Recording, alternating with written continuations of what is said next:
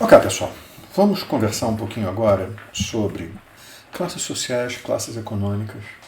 Elas não são a mesma coisa, definitivamente não são a mesma coisa. E os dois conceitos, eles remetem diretamente a um outro terceiro conceito chamado status social, ou estilo de vida. Eu gostaria de, nesse vídeo, conversar a respeito desses três conceitos com vocês e explicar para vocês como é que as pessoas fazem o cálculo desse negócio aqui no Brasil. Para falar sobre classe social, eu vou trazer para vocês uma definição proposta por Max Weber. Tá? Essa definição pode parecer uma brincadeira, porque ela começa assim, para simplificar bastante. Tá? Então eu tirei esse negócio para simplificar bastante e comecei direto no que é importante. Quer dizer, na parte principal dela, né? Classes são estratificadas de acordo com as suas relações na produção e aquisição de bens, enquanto grupos de status são estratificados de acordo com seus princípios de consumo de bens, como representado por estilos de vida. O que Max Weber está fazendo aqui é confrontar, digamos assim, o conceito de classe social com o conceito de status social. Ele diz que o conceito de classe social está diretamente associado à minha capacidade de produzir e, portanto, adquirir bens. O que significa que o conceito de classe está diretamente associado à minha posição dentro da sociedade enquanto produtor de riqueza. E se refere especificamente não apenas à minha capacidade não apenas a riqueza que eu produzo, mas ele também se refere à capacidade que eu tenho de produzir riqueza. Tá? Que são coisas muito interessantes e tem um correlato econômico muito claro, muito evidente. Tá? Então, ótimo, tudo bem, eu tenho uma determinada capacidade de produzir riqueza, eu efetivamente realizo isso e produzo essa riqueza, o que significa que eu tenho um salário, eu tenho um ganho. Ou eu vendo a minha força de trabalho, ou eu sou um capitalista e tenho meios de produção e ganho o dinheiro que eu sou capaz. Ou então eu ganho porque eu trabalho mesmo, sabe? Porque eu sou um trabalhador independente e completamente controlador, não apenas da minha capacidade de trabalho, mas dos meus meios. Eu não tenho que vender a minha força de trabalho, portanto eu ganho dinheiro com isso. Bacana. O problema é o seguinte, o que eu faço com o dinheiro que eu ganho? Aquilo que eu faço com o dinheiro que eu ganho, segundo Max Weber, no final das contas, vai ser depositado nos princípios relacionados a estilo de vida. Tá? E, portanto, no final das contas, vai representar aquilo que ele chama de status social, ou grupos de status. Tá? Então eu vou ler de novo aquela definição para vocês, porque ela é confusa a princípio, mas ela na verdade ela é bastante clara. E logo depois eu vou fazer uma série de comentários que estão dentro dos slides que eu vou mostrar. Lendo de novo. Classes são estratificadas de acordo com suas relações da produção e aquisição de bens, enquanto grupos de status são estratificados de acordo com seus princípios de consumo de bens como representados por estilo de vida. O que significa? As classes representam aquilo que eu sou capaz de comprar. O estilo de vida, os grupos de status representados por estilos de vida, são representados dentro dos meus princípios de consumo de bens, as escolhas que eu faço, as preferências que eu tenho. Tá? Então isso, de uma certa forma, vai nos levar diretamente a uma aquelas variáveis de segmentação de mercado que eu falei lá atrás para vocês, uma variável psicográfica. Aquilo que eu chamava lá atrás de variáveis psicográficas, que de uma certa forma remetem a estilos de vida, remetem a preferências que eu tenho, decisões que eu tomo relativas ao quanto eu tenho para consumir e aquelas escolhas que eu faço. Como eu disse para vocês, é o que faz com que, tendo o mesmo volume de dinheiro para investir em lazer, digamos assim, uma pessoa opta por ir para Fiji, para uma ilha no meio do Pacífico, para passar as férias na praia, e uma outra pessoa opta por ir para o Alasca, para passar as férias no meio do gelo, no norte. Todos os dois lugares são lindos. Tem muito para fazer nos dois lugares. não muitas pessoas que optariam por passar as férias na praia pensariam em passar um verão no meio do inverno. Tá? Quer dizer, isso daí são princípios muito básicos que são representados nesse sentido por estilos de vida. Tá? É o que diferencia o que as pessoas preferem ler. Se por acaso uma pessoa prefere ler um romance policial agitado, ou prefere ler um livro de autoajuda, ou prefere ler um livro de filosofia. Tá? Então, usando aqui uma espécie de corolário para isso. A classe social indica que as pessoas são capazes de comprar e consumir. O estado social indica que as pessoas compram e consomem. Está relacionado às escolhas que elas fazem. O que significa, eu tranquilamente posso dizer para vocês, que existe uma relação entre classe social e status social. Mas essa relação não é tão direta assim. É absolutamente claro que alguns estilos de vida eles só são possíveis se por acaso as pessoas têm os recursos financeiros para sustentar esses estilos de vida. Mas isso não é suficiente. O que significa? Essas duas variáveis, esses dois conceitos, eles são bastante distintos e remetem a questões muito distintas. Portanto, é muito importante a gente não confundir os dois. Tá? Segundo ponto. O que as pessoas fazem com o conceito de classe social? Aqui, eu não sei como é que isso acontece em outros países do mundo. Eu trabalhei durante um tempo em propaganda e eu via que sempre que você tinha que fazer um documento contando para a agência, a gente tinha que descrever o público-alvo. Para descrever o público-alvo, a gente usa aquelas variáveis que eu falei lá atrás sobre segmentação de mercado, a gente faz uma descrição do posicionamento do produto, faz uma descrição dos objetivos que nós temos com uma determinada campanha que está sendo paga naquela hora. Mas sempre que eu tenho que descrever o produto, era muito frequente vir uma fórmula do tipo 1845 AB. Tá? Isso significa, o produto é voltado para pessoas entre 18 e 45 anos, classes A e B. E muito frequentemente isso, classes A e B, acaba ficando mais ou menos no ar, assim, quer dizer, o que significa classe A e B? Que diabo é isso? Quando a gente fala de classe A e B, a gente está se referindo a um conceito chamado classe econômica. E esse conceito, antigamente, era calculado por uma organização chamada Associação Brasileira de Anunciantes, e hoje é da Associação Brasileira de Empresas de Pesquisa, a ABEP. E hoje esse conceito se chama Critério Brasil. É um critério, um questionário, muitos de vocês, quase todos de vocês, já devem ter realizado, já devem ter preenchido esse questionário uma vez na vida de vocês, que pergunta algumas coisas a respeito de quantas geladeiras, quantos televisores, quantos freezers, quantos automóveis uma pessoa tem. Tá? Na verdade, esse procedimento ele é feito para a gente. Ele funciona, esses grupos de produtos que as pessoas têm no lugar onde moram, como vocês vão ver, vocês vão fazer esse negócio já já. Isso é usado como um indicador de renda. O que significa, quando você roda o Critério Brasil, ele indica classe econômica, o que as pessoas querem saber grosso modo, qual é a sua renda. Fundamentalmente isso. Só que, como eu costumo dizer para os meus alunos, é uma coisa você chegar para uma pessoa e perguntar para ela quantos automóveis ela tem. Perguntar para uma pessoa quanto ela ganha seria uma resposta direta. Eu teria essa resposta nas minhas mãos diretamente. Mas só que nem todo mundo está disposto a dar essa informação.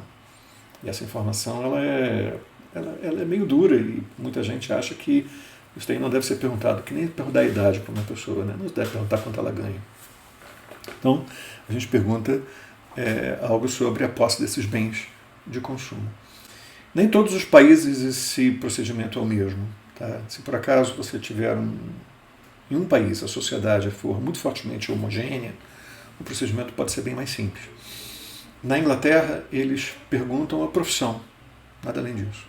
O instrumento que é utilizado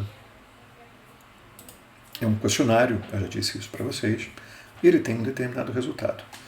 O questionário, o link para o questionário está aqui embaixo, assim como vários outros links, né? Mas o link para o questionário está aqui embaixo na área de comentários para esse vídeo.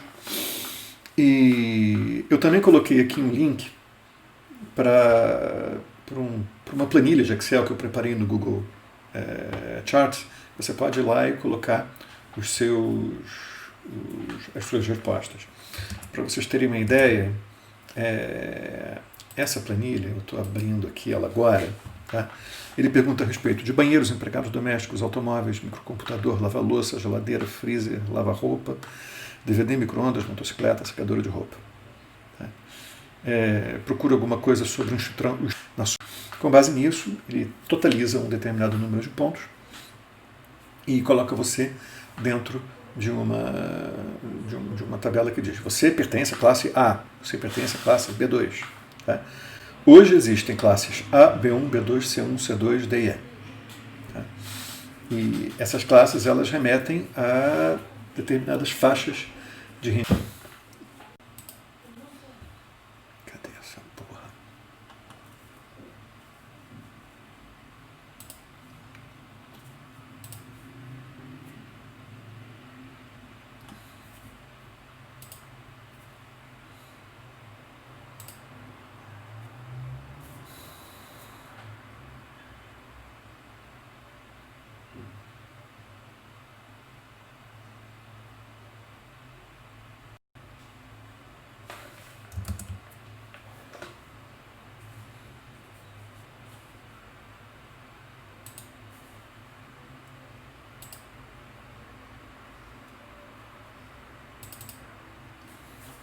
Está aqui. Vamos lá. Como eles fazem o cálculo da pontuação para cada um desses itens? Para isso eles usam dados que são coletados pelo PNAD. PNAD é o Pesquisa Nacional por Amostras de Domicílio, por amostras domiciliares, né? É uma pesquisa feita pelo IBGE anualmente, com um questionário muito grande, um questionário muito maior do que o questionário preparado para o censo. E nessa pesquisa eles perguntam a respeito da posse de uma quantidade enorme de itens de conforto e características da casa em que as pessoas moram, do apartamento em que as pessoas moram, do local em que as pessoas moram, né? Com base nisso, eles recolhem esses dados e jogam dentro de modelos estatísticos e procuram saber quais são os itens que mais diretamente contribuem para a distinção entre níveis de renda. Porque nessa pesquisa, no PNAD, eles perguntam a respeito de renda individual e renda familiar. O que significa? Eles têm um número de itens e eles têm o nível de renda. Então, pesquisadores eles usam esses dados para identificar quais são os itens que mais claramente distinguem os níveis de renda. Não é uma coisa, portanto, aleatória, definitivamente. Isso é feito com um trabalho bastante longo, bastante intenso e muito importante. Eu conheço uma pessoa que já participou, ou participa ainda, do procedimento, um professor da USP. Com base nesses dados, eles identificam quais são os itens, um grupo de itens que tem que ser relativamente pequeno, porque esse questionário tem que ser realizável, digamos assim, e colocam lá. Esse questionário, muito frequentemente, está presente em muitos questionários de pesquisa de mercado. Eu, geralmente, quando preparo questionários, coloco essas perguntas lá. Mesmo que eu não use, eu coloco. Tá? O princípio é melhor saber do que não saber. Se por acaso eu tiver esses dados, eu posso fazer cálculos. Se eu não tiver esses dados, eu nunca vou poder fazer. Então eu coloco. Um professor meu, ele chamava isso de a estratégia da mosca. Tá? Você mata, depois você olha o que você matou. É melhor você colocar essas perguntas no questionário do que não colocar. Essa escala ela leva a determinadas faixas de limite de renda. Né? Para vocês terem uma ideia, a renda média domiciliar de uma pessoa que é classificada na classe A é R$ 23.345,11. A renda média de uma pessoa que é classificada na faixa DE é de R$ 708,19. Isso é a renda média domiciliar mensal. Tá? Uma pessoa na classe B1 tem renda média, um gráfico, ele vai aparecer no vídeo agora. Esse gráfico, ele mostra a distribuição das classes no Brasil. Tá? O que vocês estão vendo agora é a tabela, tá? Em que aparecem as regiões do Brasil, o Brasil e as regiões, né? Sudeste, Sul, Nordeste. E a classe mais frequente no Brasil, de acordo com esse critério, é a classe DE. 28,5% da população. Sul, onde nós estamos hoje, a moda, isso é, a classe mais frequente, a classe que tem mais membros, é a classe C2. Isso na região sul. A mesma coisa acontece na região sudeste. A classe mais frequente, onde tem maior parte dos classificados, é a classe C2. Isso na região nordeste, como vocês veem, a classe mais frequente é a DE, assim como na região norte. Na região nordeste, 45,8% da população pertence à classe DE. Na região norte, a classe DE ela concentra 44,6% das pessoas, bastante menos. Alguma coisa menos do que a Nordeste, bastante menos do que na região Sul. Eu vou mostrando aqui para vocês agora só o gráfico, né? O gráfico sozinho. Vocês podem, de uma certa forma, perceber que se na região Nordeste e na região Norte você tem uma predominância muito grande das classes DE, nas regiões Sudeste e Sul a dispersão das classes, a distribuição das classes é muito mais homogênea. O que de uma certa forma faz com que a gente diga as regiões Sudeste e Sul elas são mais parecidas com regiões do mundo que são fortemente homogêneas, digamos assim, com uma distribuição mais espalhada entre diversas classes sociais. O que me faz pensar, por exemplo, que talvez na região sul a gente pudesse usar o critério da profissão como identificador de classe econômica. Em seguida eu vou mostrar para vocês uma tabela com as mesmas concentrações, né, distribuição percentual, nas diversas classes, nas diversas capitais, nas principais capitais do Brasil. Tá? Os nomes das capitais aparecem aí pela indicação, uma indicação que é muito frequentemente usada em voos, né? POA, CWB, SPRJ, CWB é Curitiba, SSA, Salvador, BSB, Brasília, fora Fortaleza, REC, Recife, e aí vai, POA, Porto Alegre. E ali no início tem as 9 regiões metropolitanas, essas 9 principais regiões metropolitanas. E nas regiões metropolitanas a moda cai novamente na classe C2, 26,2%. Em Curitiba a moda cai na classe C1, 25,8%. Em São Paulo também na classe C1, 26,8%. No Rio de Janeiro cai na classe C2, 28,1%.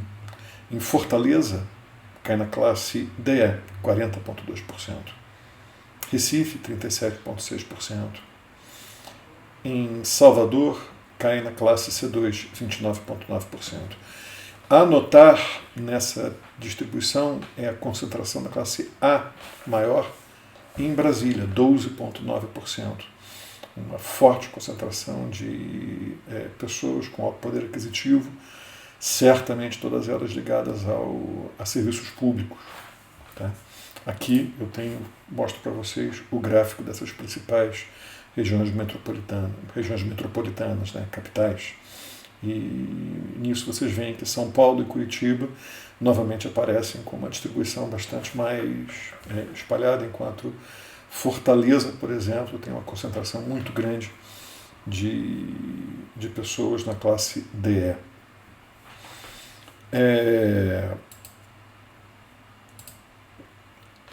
É muito curioso a gente notar que, embora seja um número muito importante, o quanto as pessoas ganham, no final das contas, vis-à-vis o conceito de estilo de vida e formas de vida, né?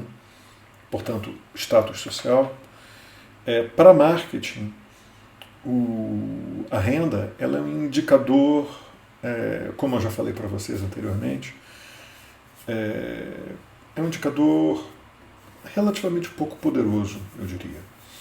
Um exemplo que eu posso dar para vocês é a relação que existe entre renda e sensibilidade a preço. Uma coisa é você ser uma pessoa de baixa renda, uma outra coisa diferente é você ser sensível a preço, isso é, não querer pagar muito pelo produto que você vai comprar. Evidentemente, a sensibilidade a preço ela é dependente da categoria de produto. As pessoas, elas, exatamente graças a seus estilos de vida, elas são mais sensíveis a preços para algumas categorias do que para outras. Algumas pessoas elas dão muita importância, por exemplo, à alimentação e são menos sensíveis a preços para alguns produtos de alimentação do que outras. Outras pessoas são muito mais sensíveis a preços de lazer do que outras. Tá? Isso daí vai depender muito do estilo de vida de cada pessoa. Um produto comprado muito frequentemente e vendido em lojas de conveniência, essas, por exemplo, que a gente vê em postos de gasolina muito frequentemente, ou algumas drogarias que também hoje já vendem produtos de conveniência, como refrigerantes ou batata frita, esse tipo de coisa, produtos de necessidade rápida. Muitas pessoas são tão pouco sensíveis ao preço desses produtos que compram com preços muito altos em lojas de conveniência, que geralmente têm preços muito altos e não obrigatoriamente trabalham com margens muito altas, porque o custo de manutenção dessas lojas muitas vezes é muito alto comparado com o custo de operação de um supermercado. Eu tenho amigos que têm renda mais alta do que a minha, que procuram ativamente por supermercados onde eles conseguem comprar produtos mais baratos. Pessoas que têm famílias maiores, muito frequentemente, são mais sensíveis a preços dessas categorias de produto do que pessoas que têm famílias menores. Em outras palavras, muito mais importante, eu diria, do que o número de renda ou a classe econômica em que uma pessoa é classificada, é jogada segundo esse critério Brasil, muito mais importante do que isso é o que ela faz com esse dinheiro. O que ela faz com o dinheiro é identificado por pesquisas de mercado, por pesquisas que são feitas para identificar o modo como eu gasto o meu dinheiro. E muito mais importante, muitas vezes, do que as categorias de produto que eu compro são as marcas que eu escolho. As marcas, elas são um indicador muito poderoso de identificação com um determinado grupo de status do que o produto que eu compro. Evidentemente, algumas categorias de produto identificam muito claramente, indicam muito claramente um grupo de status. Uma pessoa que compra frequentemente vinhos, ela provavelmente ocupa, digamos assim, um lugar em termos de estratificação por status ou por estilo de vida bastante diferente de uma pessoa que não dá atenção a isso ou não consegue comprar porque não tem renda suficiente. Tá? Talvez o fato da pessoa não ter renda suficiente seja um indicador muito forte da pouca atenção e, portanto, do pouco conhecimento que a pessoa tem, pouca importância que a pessoa dá a essa característica, essa categoria de produto específica, como, por exemplo, vinhos. Cervejas exclusivas de cervejarias, cervejas artesanais, pães artesanais, que é uma coisa muito frequente hoje em dia e muito forte aqui em Curitiba.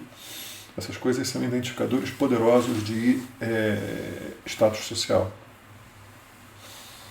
É muito importante a gente notar que o marketing ele trabalha ativamente no sentido de reforçar diferenças de status, diferenças de estilos de vida.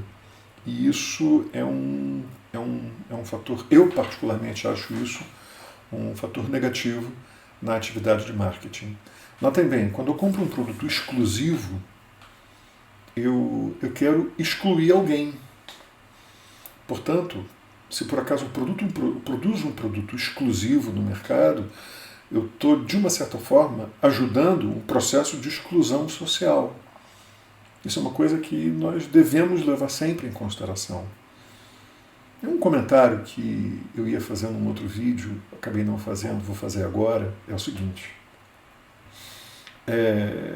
Muitas empresas elas investem muito pesadamente em responsabilidade social e entendem que o investimento em responsabilidade social tem que ser amplamente divulgado e tem ganhos muito fortes com isso. São ganhos de imagem. Esses ganhos de imagem, eles revertem em preferência por alguns grupos específicos sociais. Eu costumo dizer que responsabilidade social também é não contribuir para a exclusão social. Isso é uma coisa pouco falada em cursos de marketing, mas eu tomo a liberdade de trazer isso para cá para vocês. Sempre que a gente trabalha com um produto muito fortemente exclusivo, a gente está produzindo exclusão social. Isso vai ser mais discutido quando eu falar no próximo vídeo a respeito de grupos sociais e identidade. Tá? A moda é um forte produtor de exclusão social nesse sentido. Alguns trabalhos que eu fiz nos últimos tempos, inclusive, correlacionam isso com um conceito muito pouco falado em marketing chamado violência. Tá? Eu identifico como um ato violento uma pessoa usar um produto muito caro, muito caro, em uma situação de deliberada intenção de produção de exclusividade, produção de diferença, digamos assim. Eu, em pesquisas, ouvi de pessoas que muitas vezes elas compram produtos caros e tiram os rótulos de preço, as etiquetas de preço do produto, porque tem vergonha de mostrar o preço dos produtos que compram para suas empregadas. Isso para mim é um identificador muito claro desse peso, digamos assim, moral que vem junto com a compra de um produto exclusivo. Muitos de vocês podem não concordar comigo, eu tenho uma posição muito crítica em relação a isso, mas essa é a minha opinião a respeito. Portanto, esse assunto, classe econômica, classe social e status social, é importante para a gente. O status social é mais importante do que a classe econômica. E a gente vai trabalhar mais pesadamente com isso quando falar sobre grupos e identidade no próximo vídeo. Obrigado a todos.